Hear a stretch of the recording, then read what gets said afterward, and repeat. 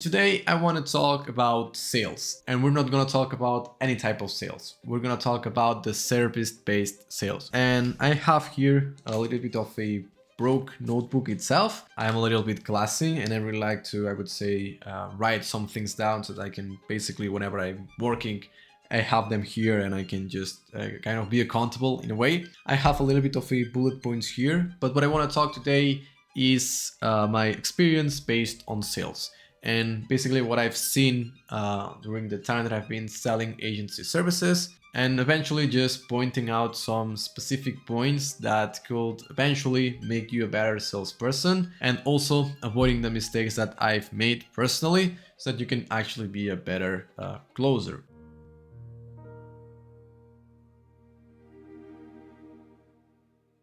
Alright, so I'm sure that you already saw kind of this schematic itself, but whenever you're trying to sell any type of service related, you want to solve four main keys for the prospects itself, right? The first one being their dream outcome, and essentially it is what they want to get done in terms of your services that could potentially help them get there. The second one is their perceived likelihood of achieving that, right? And so they have this goal, they have essentially their dream outcome that they want to get, right? And with the service that you have, they're envisioning themselves and saying, okay, am I going to achieve that? And so here you have to take into account the time frame that will take that, right? So for example, when you're selling an agency service, when you're selling an SEO, paid ads, you're selling kitchens, bathrooms, whatever it may be, right? Any type of service whatsoever, you have to take into account how much this will take for the prospect to get to that desired outcome, right? So then we have the effort and sacrifice, right? So whenever we're selling a done for you service, since it's done for you, the client itself won't have to do anything, right? So we are basically taking off this effort and sacrifice. But done for you doesn't mean that requires any type of effort for the client, because at the end of the day, they're paying you for something, right? So it's an effort to pay someone to do something, right? And so here is where we take the value out of your whole service. Is it easy to fulfill on? Is it hard to fulfill on? Is it fast to fulfill on? Is it somewhat slow to fulfill on? Are they going to really get that desired outcome, or is it going to be hard itself? Is it a done for your service, but something that they will also have to do, not only in terms of work, but in terms of money? And so I'm making this whole presentation itself because when we're trying to sell any type of service whatsoever, we really want to focus on being honest and trying to sell something that really works, right? Because whenever we're trying to sell a service, specifically in my case, a lead generation service, people really want to doubt on you and people really want to see if you're able to fulfill or not. And if you're not able to fulfill, they were gonna ask you to get their money back. And so the reason why I'm recording this video today is because I want to show you the reasons why you didn't close the prospects and the reasons why you didn't close it because you doubted on yourself.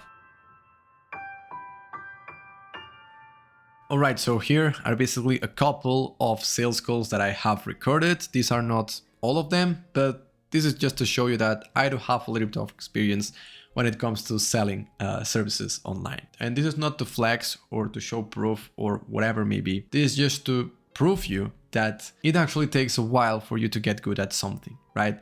And so I'm paraphrasing right now, but Alex Hormozi has a kind of famous quote itself where it says that if you put 100 hours or if you're willing to suck 100 hours straight into something, you're going to be better than 99% of the people. And so I have a couple of sales calls here, essentially the ones that I took last week that could really help us out understand a lot of things and showing off the things that I did great and the things that I fuck up essentially so that you can basically be a better salesperson.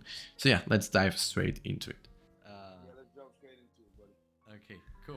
All right, so this was a prospect that I called on a phone call and I basically explained a little bit what we could do for his business and how we could improve. And so we already knew a little bit each other, right? It wasn't the best of the introductions, I'm not gonna lie. But the first mistake that I'm noticing here, and if you're a salesperson, you're noticing too, is that he's not sitting on a desktop, right? He's the coach with his mobile phone. And so whenever you're trying to sell something, you really want to get the prospect, if possible, on the computer and essentially being in a place where they can focus, right?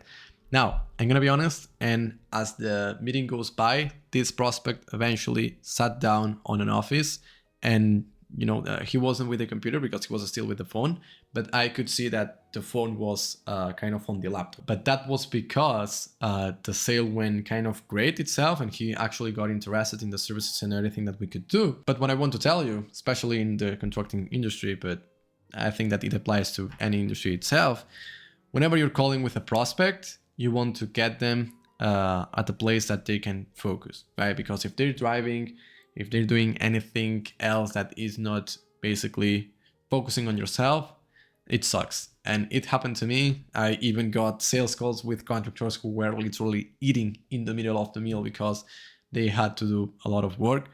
But if possible, you want to really get the prospect to sit on a desktop and actually just take the call forward, right? You might be in business. Let me see. I fully understand you got to spend money to make money. Yeah. But you just got to make sure the money spent is well invested. It's Yeah. not just spending.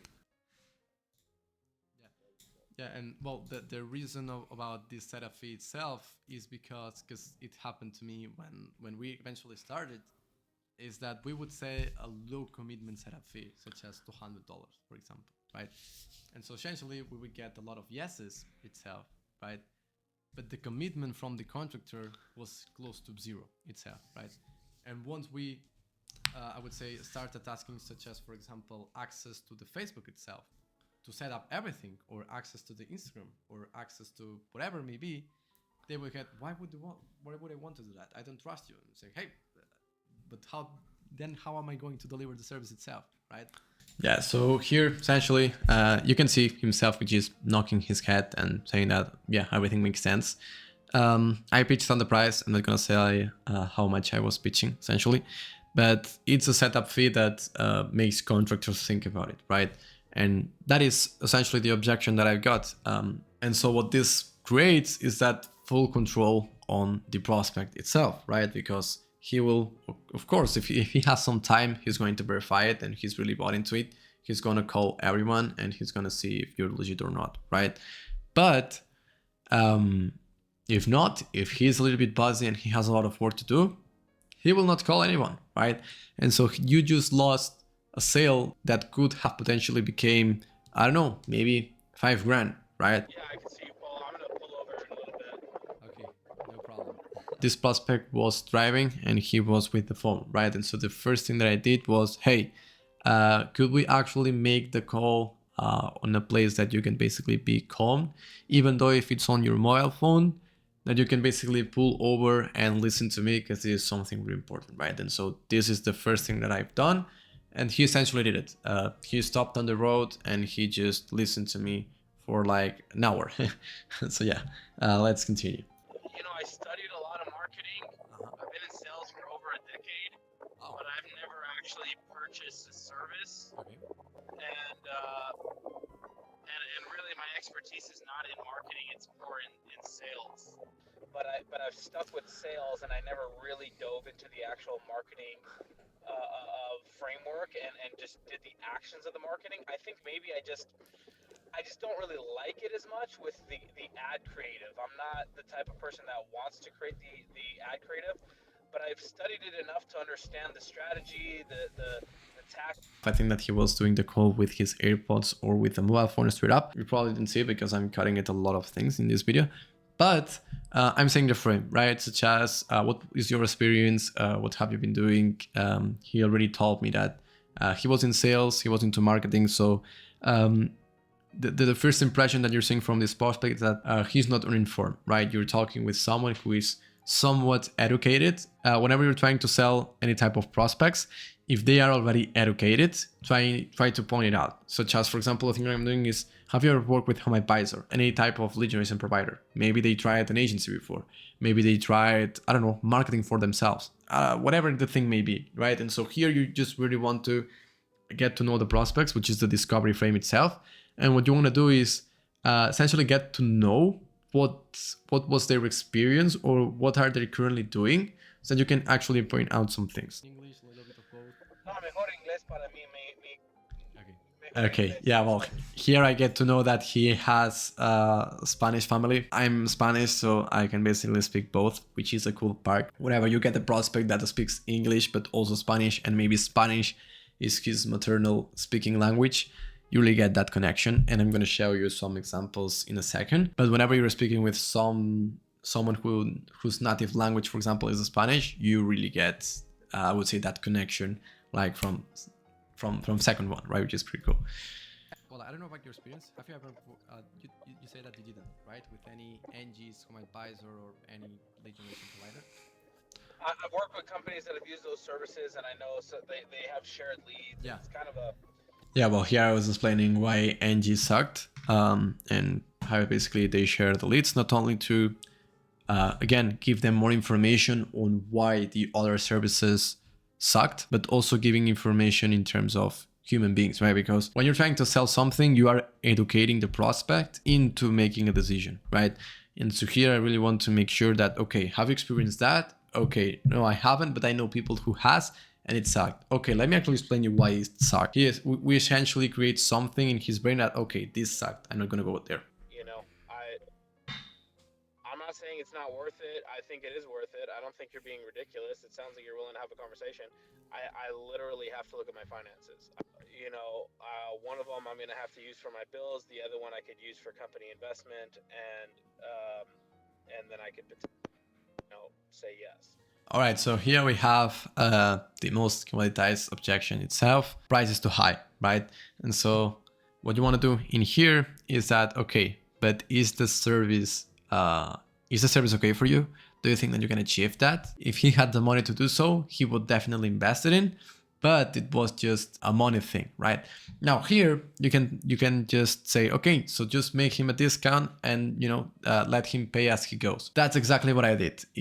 I kind of did a 50% discount on the entry, and so he still did. I don't think that I can do that for now. I'm just gonna wait for some time. And so what I wanted to talk about on the calls itself, I know it's just being kind of rushed. What I basically told him is, hey, go collect the check, go make some money, and then hit me up. That's essentially what I did. It might sound like, oh, you're being too nice, oh, you're not. I don't care. I'm not gonna mess up with people's businesses, because at the end of the day, this is an investment and you're taking care of someone else, right? And so if you have to collect people's money because you think that you deserve that money, I'm sorry, but you're a scammer, and you're just looking for yourself, right? Of course, it may go well and you can deliver like an awesome service, but what if you get average results? Or what if it doesn't go well? You essentially just fucked up the entire life of this person. And it feels bad, honestly. So yeah, let's jump on another call so that I can basically show you something different. Sí, mucho mejor, la verdad. Así sale más natural también. El señor que ve acá es mi socio, él se encarga de la parte eléctrica. Vale, guay. ¿Qué tal? ¿Cómo vas? Aquí vamos. Bueno, veo que estamos... Bueno, me estás llamando desde Miami. Sí. Quizá te rías un poco, pero yo estoy llamando desde España. Y bueno, estamos ¿Qué un poco suerte lejos. la tuya, brother? Well, it's in Spanish, right? If you're Spanish, you're gonna know. But this is essentially what I was selling.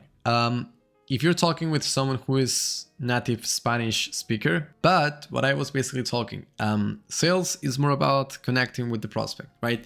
Of course, there will be the people who will kind of don't want to share anything and feel shy. Those type of closings, I'm not really a fan of them, honestly. The difference between a good salesman and an average salesman, right? That the good salesman really knows how to talk with those kind of people, right? I'm more of a friendly guy that just wants to see what he can actually do for a business, right? So you can definitely see the connection. They're smiling throughout the whole call itself.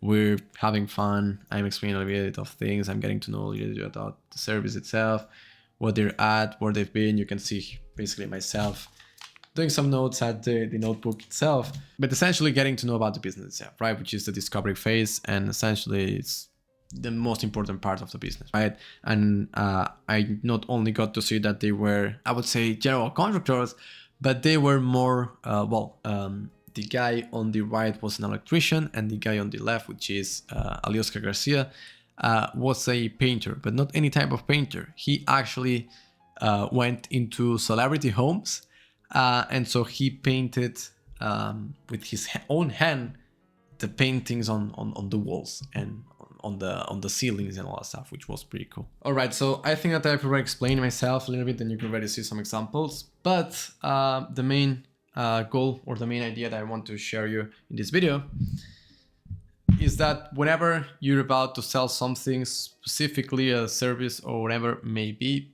honorable, not only with the situation from the person itself. If you really think that you can help them, go on, right?